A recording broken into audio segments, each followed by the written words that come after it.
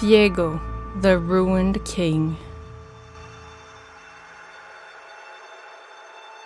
Few know of the kingdom to the east, far across the seas, whose name lies all but forgotten among the ruins that dot its shores.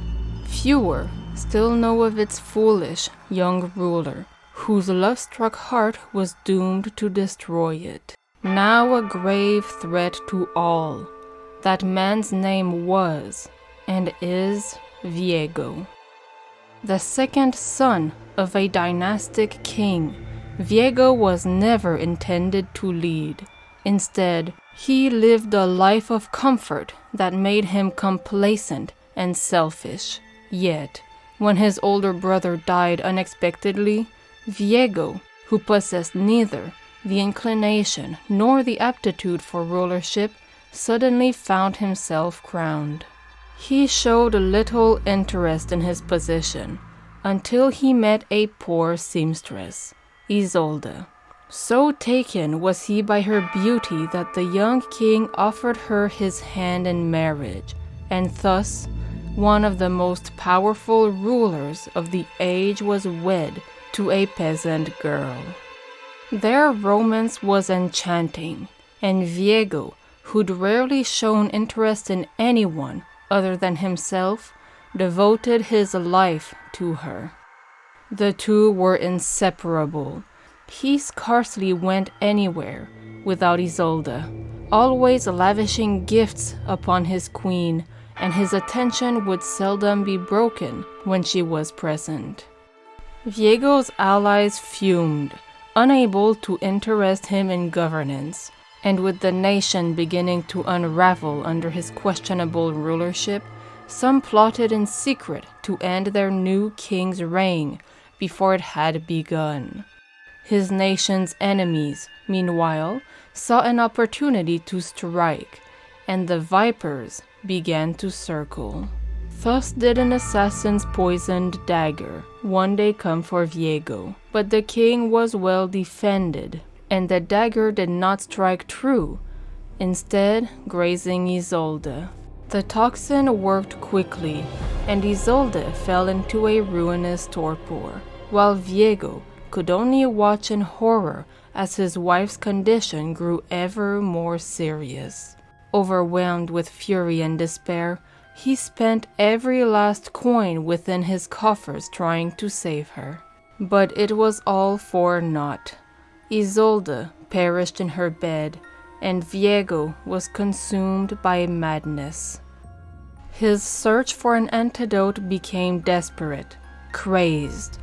Unable to accept his wife's death, every treasure of the kingdom, every scrap of wealth was sacrificed to his quest to return her to him. As the land fell into disarray, Viego hid himself away with Isolde's body, becoming hateful and violent.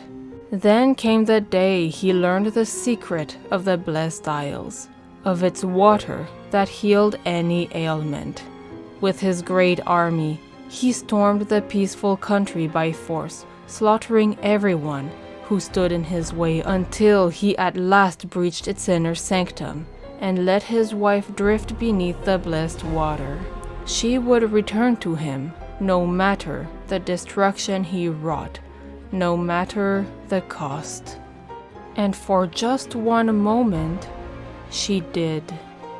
Isolde arose a horrifying wraith of shadow and rage, and in her pain, her anger, her confusion at being ripped from death, she took Viego's own enchanted blade and thrust it through his heart.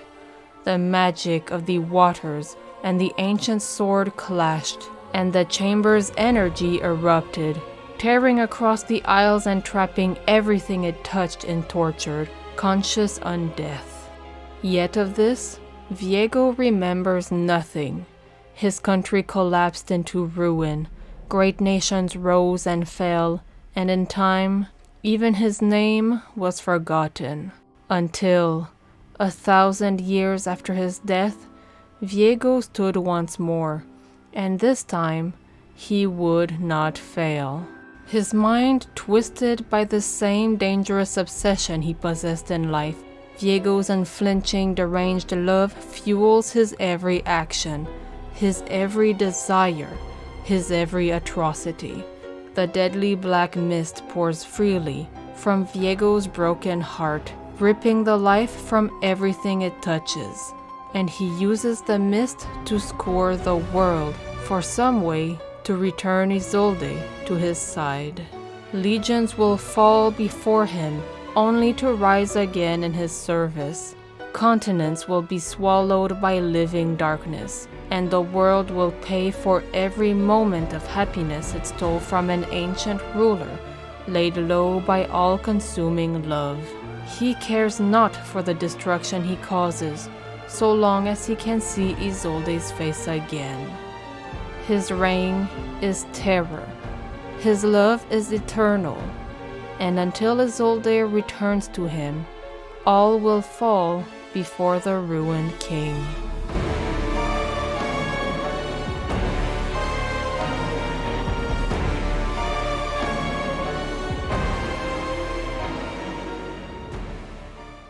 She by Jared Rosen. Each time Viego thought of her face, it looked a little different. Sometimes the eyes were just too far apart, or too close together, or her cheeks were a little too thin, or a little too wide. Sometimes her hands lacked the calluses of a seamstress, but other times they were gnarled and thick from long days holding scissors and needles. She wore a gown some days, and others a simple work frock, and others still she wore nothing at all.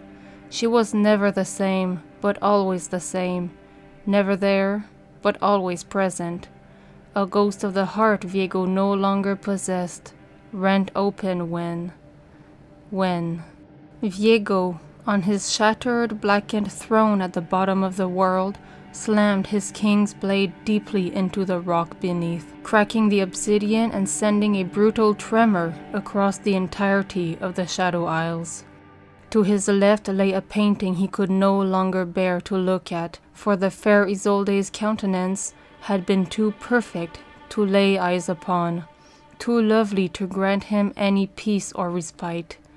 He had torn her away, leaving only the image of a foolish young king who had believed the world was kind centuries before, but who now was rightfully dead. Or if not dead, something else. Viego could not remember much of his old country that was not twisted by shadows or anguish. In his memories, he stepped out upon the sandstone streets and only saw Isolde before him. Every fresco on every wall contained her within a painted world that only he could touch, only he could see. Yet, when he went to reach for her, the illusion broke away, and he was here, surrounded on all sides by the putrid waters that had stolen her all over again. Viego ripped his blade from the ground and stood, smashing his great heft into the floor and walls as he wailed. Then he was still for a long while, regarding the ancient painting from the old kingdom as if he had seen something new, regarding himself as he was before the isles had been swallowed up by darkness. "Viego," he said. "So handsome, so young. What became of you, Viego? Where have you gone?" He dropped the painting to the floor, its frame cracking awkwardly as the canvas crumbled beneath it. "Where are you, Isolde?" said Viego. "Why won't you come back to me?" But he already knew the answer. To most, the black mist is a plague, a vector for monstrous, life-sucking wraiths to assault the living and steal them away until the sun dies and the world crumbles into nothing. To Viego, it is his great, unending sadness pouring ceaselessly from his broken heart, a testament to his love of better days long gone by, and a cruel reminder of what was taken from him so long ago. It is this very mist that scourges the land, tendrils infecting everything with their grim power, draining the life from whatever they touch until all that remains glows with the soft, necrotic green of the Ruination.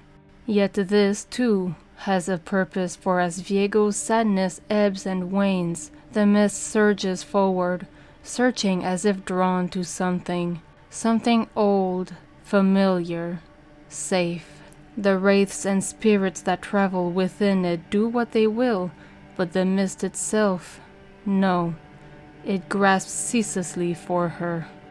Everything Viego does is for her, and now it has found something, far from the shores of the Isles, far past the docks of Bilgewater and the coasts of Ionia, something on the mainland, hidden within a modest city at the edge of a river. The object calls to Viego, screams for Viego, demands his attention at all cost. And though the people wail, though they could run from the blanket of death that rolls softly across their homes and fields, through the wraith's shriek and the horror stir to feed, Viego hears but one voice, and one voice alone.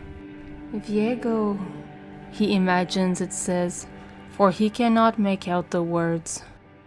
The ruined king bursts from the fog like a hungry shadow, tearing through the first guard he sees, and he lifts his blade high above the ground. The man's face contorts in pain as his body melts away and his spirit is absorbed into the mist. But Viego barely pays him any attention before he brings his sword down upon the second. Everywhere around him, ghouls feast upon the living, tearing them apart as their souls are dragged away to join the king's legions. Searing flesh sails through the air, arrows tumble across space, swords clatter, and warriors fall. It does not matter to Viego.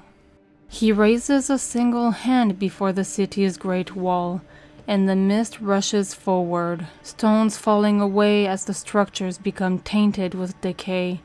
Viego simply steps across the threshold, and suddenly, he is through. He cuts down 2 more men as he moves silently towards the source of the voice, then another. They mean nothing. None of them bear any weight, and not one matters at all. Their spirits simply rise behind him, to do as he wills. The ruler of the city now stands before him, a proud man protecting a treasure of some kind. Viego is sure, but as a fellow leader, as a skilled warrior, perhaps he would make a better vassal than a hungry spirit. Stop, says Viego, raising a single hand once more. The mist, the wraiths, the horrors, the fighting, everything seems to freeze on the ruined king's command. Behind you is a treasure you could not fathom the importance of. I will see it returned to me, and in exchange, you will serve me personally. The man seems to stumble over his words, grasping at something he cannot quite muster the courage to speak. But Viego gives him time, and slowly, the words from his lips. If I give you this treasure, will you spare my city? The ruined king seems disappointed. Whether he ponders an answer or reflects on the situation, the man will never know, as Viego suddenly appears above him, his great blade slicing down through the heart of the small, frightened warrior king. His body slides harmlessly down the massive greatsword as blackness spreads across his skin. Viego rips the door behind him open, and there the treasure lies. An old, worn-down music box, a gift from Viego's wedding day, whispering something he cannot quite hear.